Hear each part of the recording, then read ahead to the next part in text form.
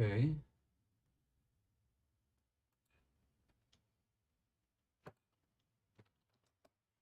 Now, I've got the headphones on so I can make sure that the sound is good. Let's see. You can also confirm if it's all good on your side.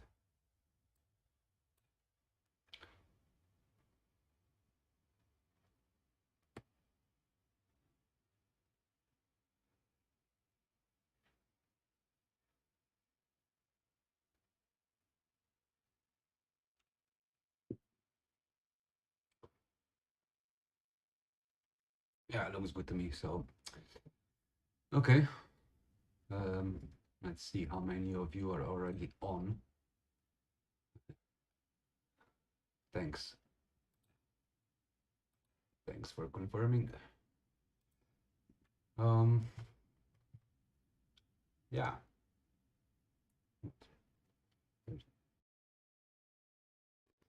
I'll just start slowly with this. Um, the first, basically, what I'd like to talk maybe just a little bit. Oh, one more. Hey, D. Um, so let's say first what I wanted to do a video before, but I didn't have time and outside weather was really crappy, so I wanted to do it outside. Conspiracy theories stuff for me, I think before I was even aware, let's say that there are terms such as conspiracy theories. It was year 2000, basically just spending time with my friends. One evening, no particular drinking or taking any drugs or anything like that. Just having fun, basically. I think I was even preparing for German language test. And yeah, out of the blue, I had this sudden, how can I describe it? Um, feeling that, well, feeling and a sort of, kind of like a, not exactly an image, but it almost felt like an image inside the back of my head. So basically, to my bodies at that point that were present, it was that what I feel is something big is going to happen, like everyone and that everyone in the world is going to know about it, and ultimately it will change the way we live from there on. And I basically didn't know exactly what that would be. And I said that also the way that future looks like it's gonna be a lot of surveillance, cyber kind of stuff. Artificial intelligence popped to my head as well, but I really couldn't discern everything at that same moment. That kind of took years later on to start clarifying itself as well. Um, but yeah, that was for me kind of interesting because I thought basically that I'm just losing my mind and it's all just some weird paranoid shit, to be honest. Um, yeah, so then I think it was about 3 to 4 months before this actual event happened. I was listening to George W. Bush talking on the TV. At that time, I was still watching news and stuff like that. Um, and I said to myself, and it was out loud in front of my girlfriend at that time, I said, this guy is so insane, I'd drop exactly 4 Boeings on WTC and Pentagon. And it was basically meant as a joke. Um, funny enough, we all know what the targets were and how many planes officially. So yeah, that was kind of sick. When actual 9/11 happened, and then I understood that this sort of premonition that I had was about this event, and it basically blew my mind. So I kind of didn't need any of the videos on the internet at that point. I didn't even have internet actually. Um, I did not need to think about it. It was in that same second when I saw the towers dropping, I was pretty much screaming to the top of the lungs that this looks like a demolition. Now, I'm not an expert. Like I said in the previous video, I'm giving my opinions about this stuff. So how I kind of understood that the world is still a lot different than what we were taught, than what we're told about it. And yeah, let's say that's now 22 years later. Um, I live like a skeptic. So let's say one of the subjects, also UFOs, um, I was always kind of like, let's say, I said, yeah, there is like a very likely chance that this thing is real, but until some official sources and some governments come out with it and start providing real evidence and documents and videos and stuff, it's really hard to believe. So that's how I'm on about pretty much everything. And now we know how it is with the UFOs. Yeah, now people are just openly talking about it. So the same it is with most of the conspiracy theories and then the actual conspiracies. So for me, for example, the conspiracy theory, which is clearly thrown maybe even there on purpose to deceive people and distract them from the actual cause of why this is happening. If we burning of the 5G happened in UK and France. Now in UK, the reasons for that are different. Some of them are just outright stupid. And then some of them are actual reasons, which I'm going to say. And then the same in France. I found out that mainly the reasons for burning those towers were just people who were against the development of the 5G networks and the IoT, so the Internet of Things. So against the surveillance and against the ability of the governments to have more power with that. So that was the main reason. And then you had the people who threw out all sorts of conspiracy theories related to 5G and C19. Yeah? And that was just basically some of the stuff is bonkers. And this is where you have to keep your head cool and try to find facts, try to see where you get. So having said that, I'll speak more about this stuff in detail because that's not why we're here tonight. Um, Here tonight, as the title says itself, I am the person behind the Telegram account called Master Lumis. And of course, the handle itself on the Telegram and the name was created purely out of joke, not on the purpose of joking out of the people or the events I'm going to talk about, but just basically a general joke about Illuminati and all this kind of stuff. I like to, let's say, use wordplay for a lot of things. So, um, yeah, so that's a there was a place. I don't know how I actually came across it. I think it was just one of the random channels or shares from somebody. So I found out about a website called Oculum Labs, oculumlabs.com. In the description of this video, I provided the link to Ridgedale Brand, which is basically a guy called Arthur, and he's done a really good job in covering the subject so far, quite detailed in terms of collecting a good amount of screenshots from the Telegram chat groups and stuff. So this is basically at least one what on the website was listed as official Telegram channels, official contact persons and such. So the story goes on about some white hat hackers that apparently or allegedly work in an intergovernmental system, which is kind of like a system, let's say, for social credit score, so to speak, and the carbon credit score as well. Now, the claim with this was that they are in contact with these white hat hackers through a person called Gideon, who is supposed to be, at least from what I remember, and talking on the Telegram channel and the website and so on, that Gideon is an IT expert. So I'm not a top level professional IT expert, but I did work in the IT industry for a long time. I know what I'm talking about. I know what is IT security, and given that we've seen what whistleblowing means in the past, Obviously, there are certain procedures that are well known to me, what people should do, or at least what I think, and in my opinion, people should do to do this right. Okay. So Gideon, being the IT professional, communicates with a guy called Bill and then another guy called Michael.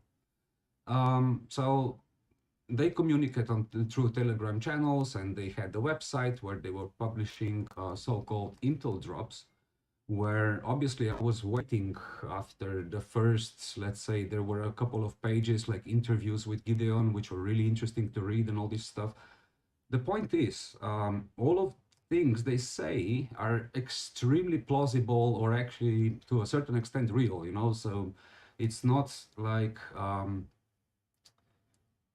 that we're not going to have carbon credit score, for example. There's a MasterCard, I think there's already an idea from the MasterCard coming to issue a credit card where it's going to follow your carbon credit score, but it's not basically going to limit exactly what you do. They just claim that this is going to recommend how you should purchase in order to, you know, save on the carbon emissions.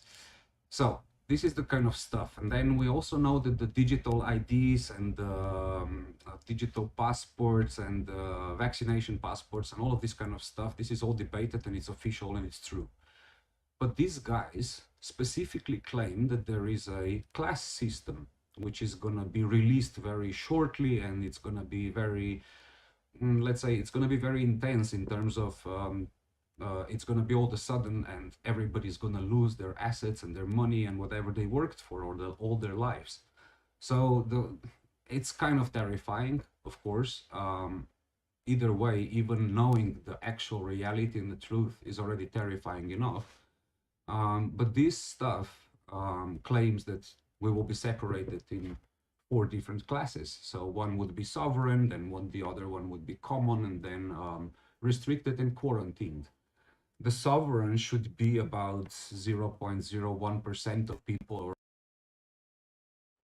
people, you know, the movie star politicians, and common would be around 95% of people who are, you know, basically just all the rest of us, hopefully the ones that are already kind of in line with the system and the narrative. And then you have restricted and the quarantine. So restricted and the quarantine are the people who are basically either dissidents or otherwise maybe labeled even as a threat. So these people would have very limited amount of assets, very limited amounts of money they can make per month or they can use, stuff like that. So, okay, fine. Let's say all that is true. That's fine with me. Then I've got no really big objections, because anything can be possible to that point, to that extent, and we don't know.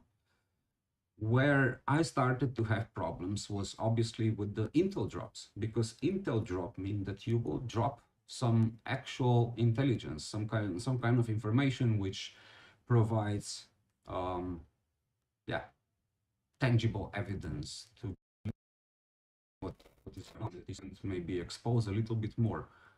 To that point, what we have seen were just number of screenshots which were taken from clearly taken by taking a capture, not a capture of a screen, but more like taking a photo of a screen, of a computer screen, with a mobile phone camera. Now, I did look at the metadata of these photos. For the most part, it was deleted, so you couldn't really find out any location and stuff, of course, but at least I do know for sure that this was done on Samsung Galaxy S7, or as later on, Bill claimed to me that the metadata is spoofed, which can be done. It can be spoofed, it can be changed, it can be deleted, but not all of it. So the hardware identifiers cannot always be deleted, and that's very important. So if it said Samsung Galaxy S7, it was as such. What did look like spoofing was times of the photographies themselves and the aperture, because more or less it should be kind of around the same, and in a couple of times it was pretty inconsistent with what it should look like. So, you know, picture would either have to be very blurry or very bright or something like that. So it did not really have that consistency with what you see on the picture itself. So okay, that was kind of mildly convincing, yeah, spoofing the data. But let's say if there's something so big going on, what I had the biggest problem with is in the first place is why would you try to release such information on a Telegram? Because first of all, Telegram as a service itself is by default not encrypted. Groups are definitely not encrypted. So there's nothing encrypted about the group chats and the channels and stuff. It's all out in the open, right? Then second problem is it's really easy to copy identities and hack, well, hack. You know, if users are not clever enough, anyone can message without them approving it first and stuff like that. I mean, really, it's Telegram is probably, frankly, putting it that way, one of the shittiest services to use for this kind of purpose, to, you know, to drop secret kind of information and try to wake up people and tell them that we've got to do something really quick about the whole stuff, right? So I don't know. That was the first kind of concerning thing. And of course, I was flagging it up in the public channel. So in the public chat of the We Are Sovereign group. And I was asking for more information, of course, you know, where can I get more technical data about this stuff, you know, because you can and should be able to say more about where the system is, why either geolocation or some of the IP addresses, maybe some of the FQDNs, which is basically a fully qualified domain name, which is kind of like a domain name itself. So if you look at google.com,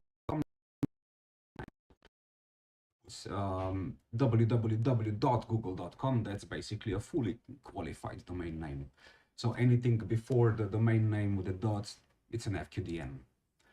They should be able to provide some of that information without, you know, because some of these things can be publicly reachable. Let's just say that some of the scripted bots that exist on the internet or some random hackers would just try to ping and randomly find out, you know. It doesn't really expose anyone. No agents, no white hat hackers and stuff. Nobody would risk what they do if they told us a little bit more. That is for sure. Then, yeah, I mean, as the story went on, it was really kind of getting more and more inconsistent in some ways. And then also, there were quite a lot of contradictions. Now, I don't really pull many of those out of my head, but a couple of them are really well pointed out by Arthur as well.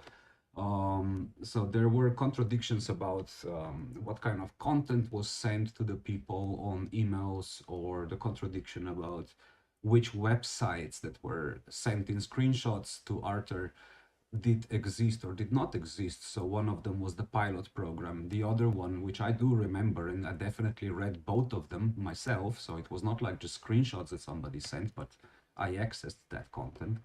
Um, Whether it was hidden or not, that was really, again, not really well taken care of, because you can change passwords every 10 minutes, but people are leaking passwords clearly. So the other website was Bill's Own Story, and that one I read even before this became more popular, so to say. I think it's around 6,000 users that are following this at the moment.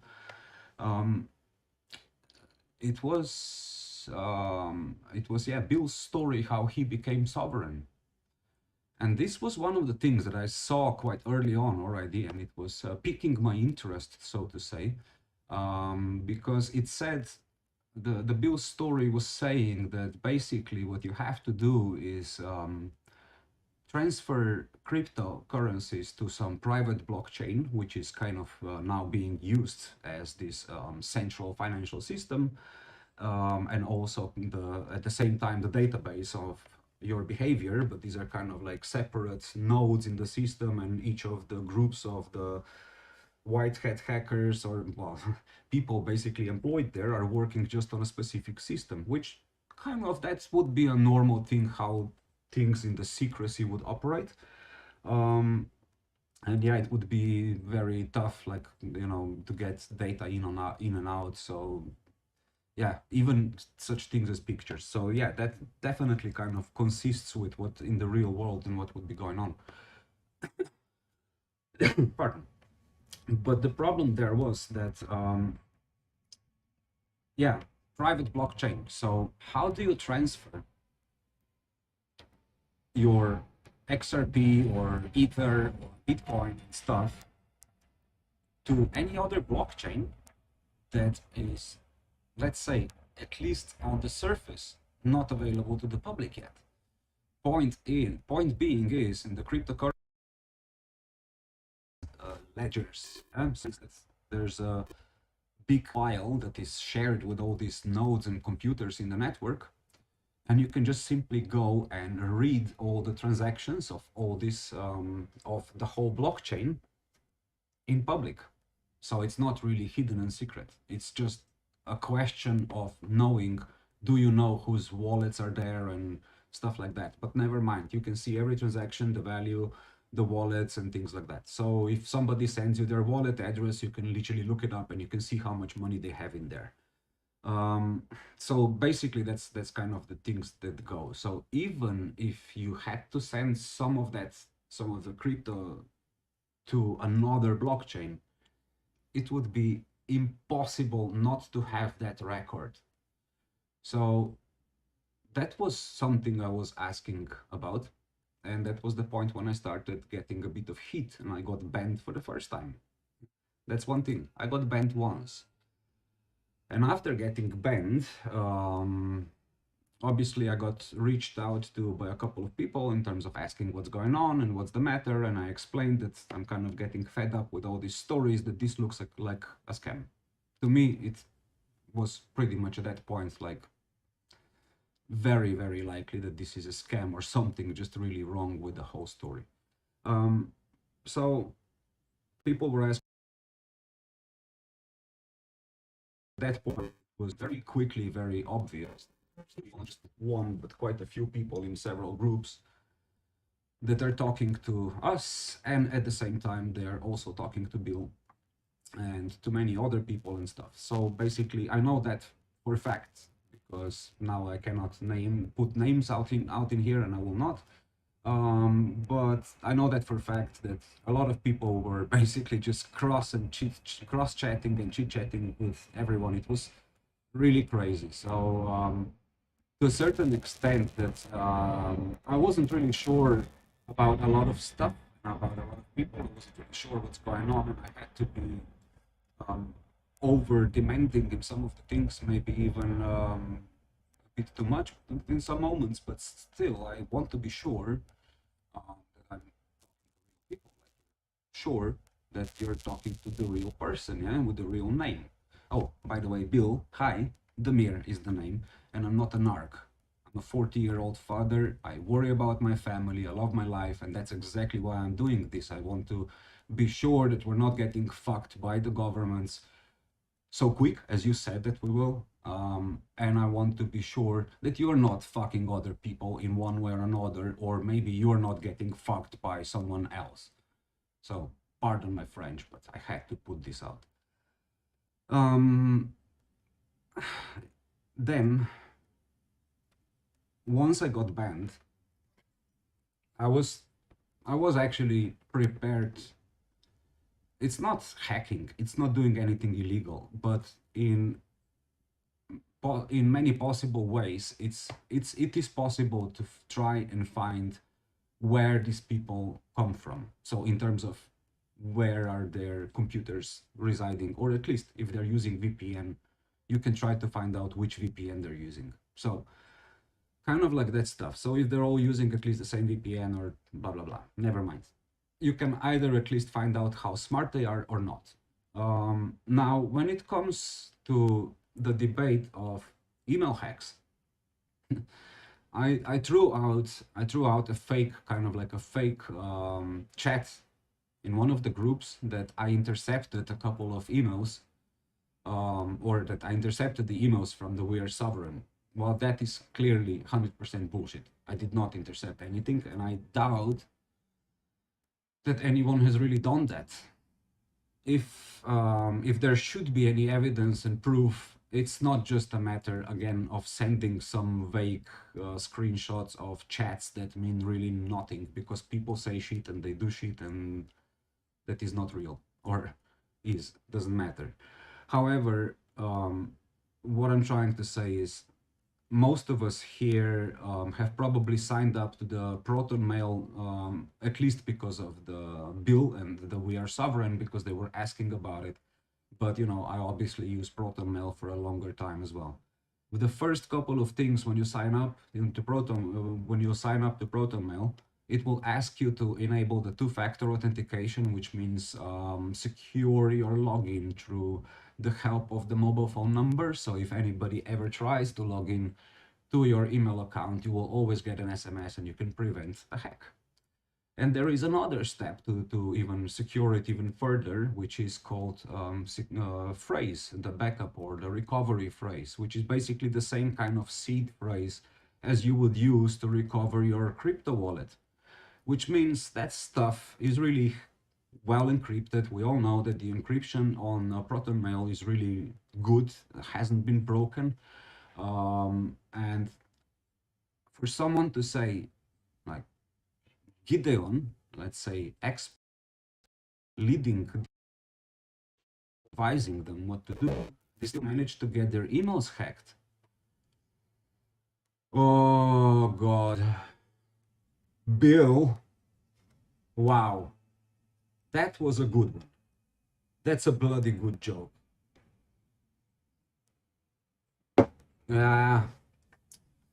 Phone numbers, spoofing, stuff like that. I don't know. I mean, that's the whole thing and shebang about this. Use the phrase. Who is going to spoof and steal your seed phrase? Obviously, it's not just that. This is, I'm just saying, from an IT expert perspective, approaching this stuff from all of these channels and the way they approached, it doesn't take an agent, and it doesn't require special rocket science to see that there's a lot of loopholes in this whole situation, and it's just fishy. And on top of it all, most importantly, in my opinion at least, would you really try and tell people immediately, oh, look, we have a plan B, you send some crypto and we can make you sovereign? You really count on those people to try and fight from within the system once they're inside? And what kind of people would those be? What does it attract really? I mean, I've seen one case at least, when the guy admitted, I'm a dictator and I'm selfish. So basically it was just all about him. It was all about him being in the system, not helping anyone else. Was that really the point?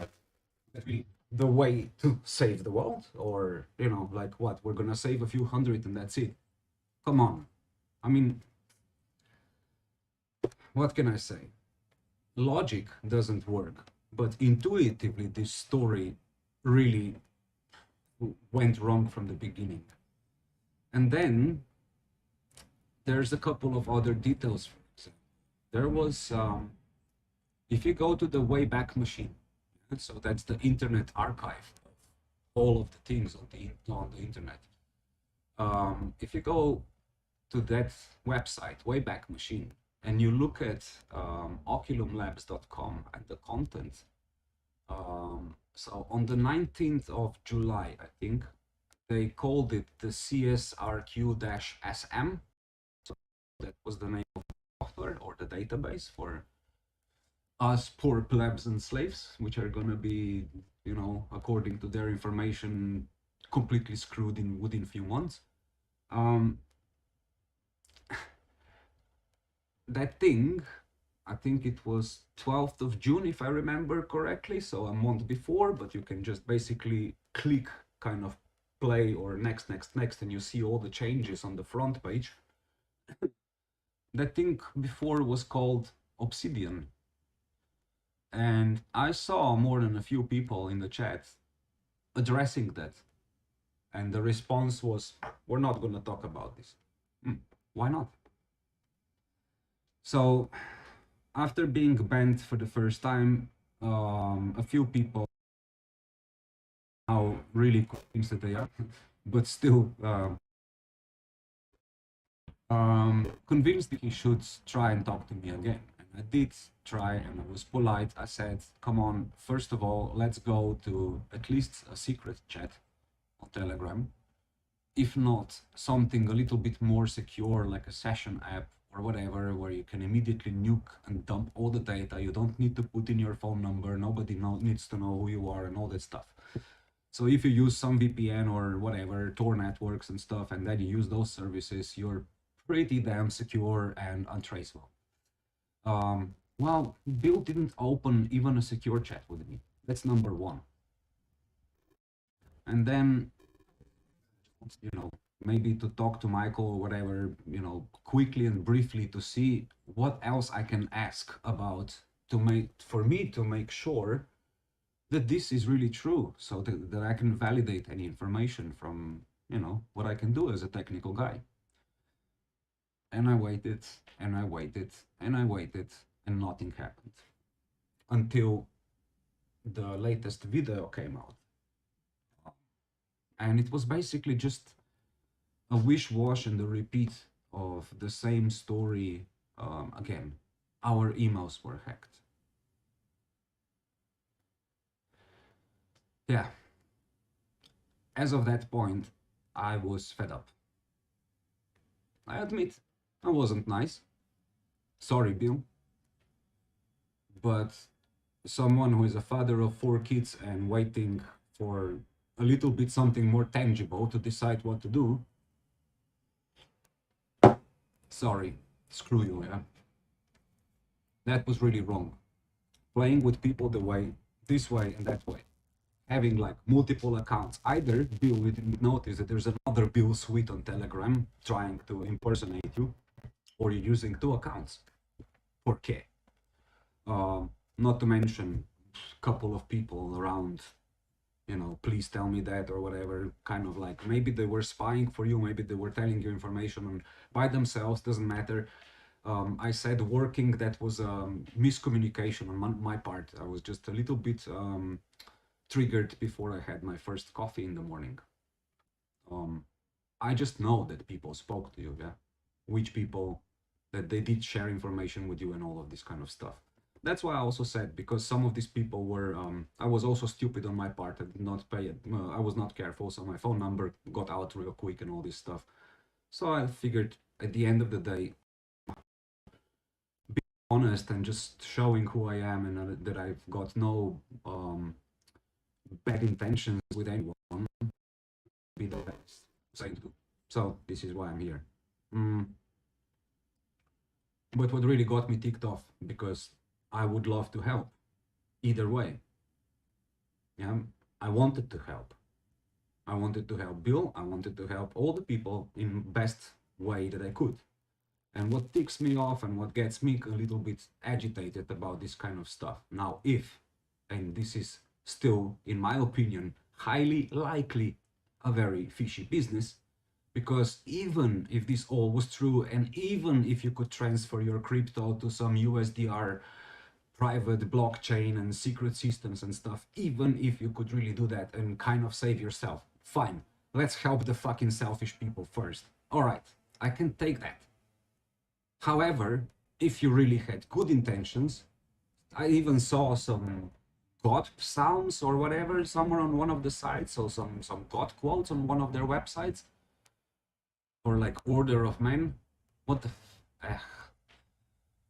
if you're really trying to help the world, is that the way to do it? Or you just want to dump everything you know, whether it risks your lives or not?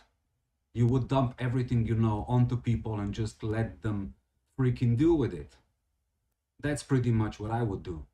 And I would make sure that that data is everywhere, permanent, disseminated in millions of possible ways. Million people stuff. Not a good way to tell the whole story.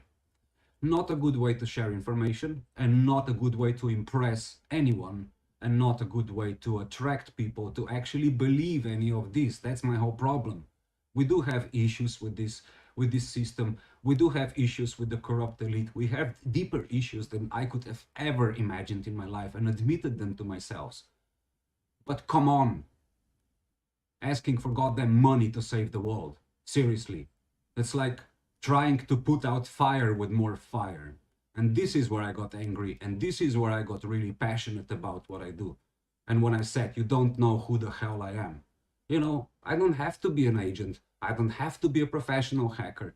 But when you fuck with good people, karma bites you in the ass, man. And that's the whole catch I was trying to explain to you, Bill, and to all your friends.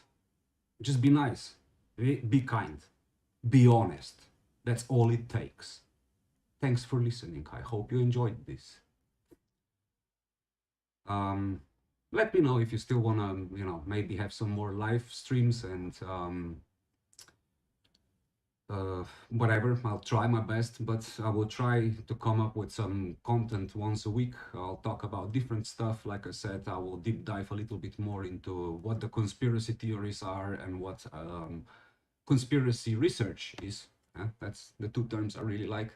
And how to basically be able to stick your head in without losing one. So it is very challenging. It's really difficult. But there are certain ways where to begin. Depends on what you want to see and how deep do you want this rabbit hole to go. But if you're interested just about the UFOs, then just go to the CIA library. They've got loads of stuff published, declassified there, and you can start digging and you can make your own opinion. That's for example. But other than that, I hope you enjoyed the story about Bill. I must say, I thought it was gonna be a funny thing to tell and that I'm gonna crack more jokes, but at the end of the day, it's more, the truth is, it's more tragic than comic.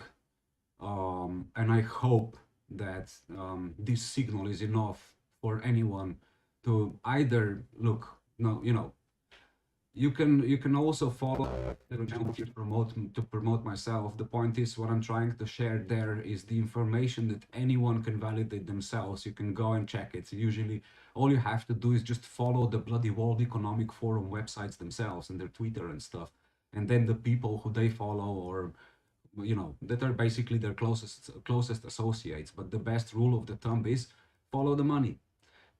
There's good documentary on Deutsche Welle on YouTube about institutions have stolen over 13-14 billion euros of taxpayers' money just in Germany, and this is happening all over the world. So if you want to know how they're stealing your money, you better gotta get back up to speed with all that information first before sending someone some crypto. Fuck it.